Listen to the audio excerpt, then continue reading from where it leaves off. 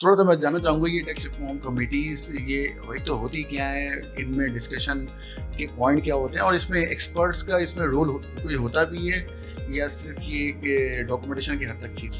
ये रिफॉर्म्स होती हैं वो कुछ बहुत शॉर्ट टर्म होती है मगर लार्जली वो मीडियम टर्म और लॉन्ग टर्म होती है। तो वो बेसिकली एक गैप है between the expectation gap and the.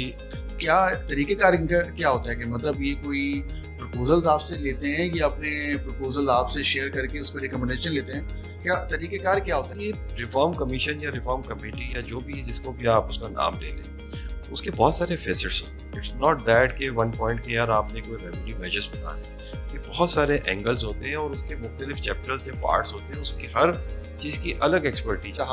जब चाहा ऑडिट सेलेक्ट किया और वो नीचे अफसरान को दे दिया और अफसरान ने वो क्या हाल नीचे किया वो आपको भी पता है और हमें पता है। जो मैं समझता हूँ कि जो ऑडिट ऑफिसर है और जो एडजुडिकेशन है, यानी जिसने असेसमेंट ऑर्डर पास करना है और जिसने ऑडिट करना है, वो आइडियली पहले तो दो डिफरेंट लोग होने चाहिए। वो जो ऑडिट कर रहा है वो मुझे एक आईआरएस में नोटिस देता है, मैं उसको उसमें इन्फॉर्मेशन देता हूँ, वहीं से मुझे वो शो कॉज देगा, वहीं से ऑर्डर पास होगा।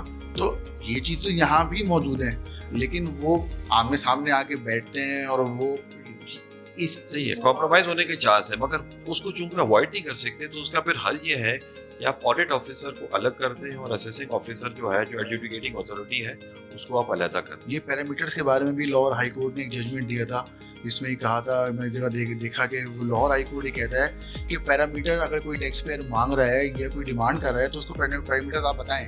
कि मेरे हिसाब से कि ऑडिट के सिलेक्शन के जो एफपीआर के पावर्स हैं वो रिस्ट्रिक्ट रहें to the random balloting, and other than that जो भी ऑडिट करना है वो कमिश्नर ऑडिट करे, identifying the reason, documenting the reason which should be reasonable. तो कभी इन चीज़ों पे बात हुई कि यार हमने नोटिस देने से पहले ये फिशिंग इंक्वायरी का मामला टैक्स पेयर ले जाएगा, आगे ये 122(5) का मामला लीगल में ले जाएगा, ये 100 डेफिनेट इन्फॉर्मेशन का मामला ले जाएगा, कुछ नहीं मिलेगा आपको। आप जो अल्टीमेट ऑब्जेक्टिव होता है पीआर का टैक्स कलेक्शन, वो तो उनको नहीं मिल पाती है। तो कभी इस रिफॉर्म्स में इस हवाले से कभी इस तरीके से बात हुई कभी? तो यहाँ उस कमिश्नर की भी अकाउंटेबिलिटी होनी चाहिए कि वो ऑफिसर जिसने एक गलत ऑर्डर पास किया, out of the jurisdiction order pass किया, नोइंग अगेंस्ट द जुरिस्प्रूडेंस उसने ऑर्डर पास किया, उसका उस ऑफिसर की भी एक उसकी परफॉर्मेंस इवैल्यूएशन होनी चाहिए।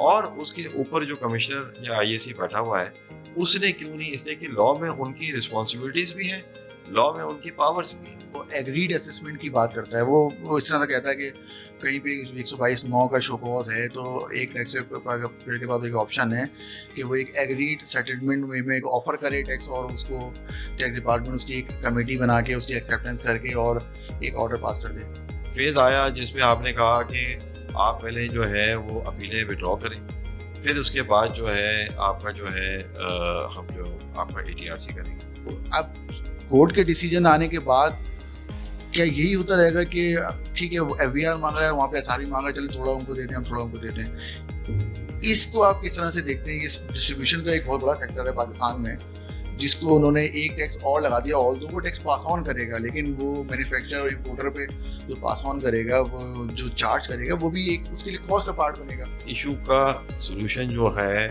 ना कोर्ट्स में है ना लॉ के अंदर है, इसका इशू सिर्फ और सिर्फ इन चारों पांचों अथॉरिटीज़ को बैठे और इस इशू को डिसाइड करें कि फेडरल गवर्नमेंट ने इस पर कैसे टैक्स कलेक्ट करना है और प्रोविंसेस ने कैसे करना है।